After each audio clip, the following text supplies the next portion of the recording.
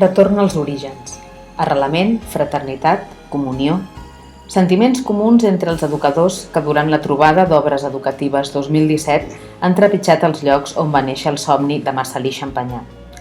Una petita estada a la casa de l'Avalà, on hi va haver la primera comunitat de germans, i moments d'interioritat a la casa de Le Rosell, on va néixer Marcel·lí. Són els llocs on va començar a prendre forma una història que es va iniciar 200 anys enrere i que ara mira cap al futur amb la il·lusió que comporta un nou començament.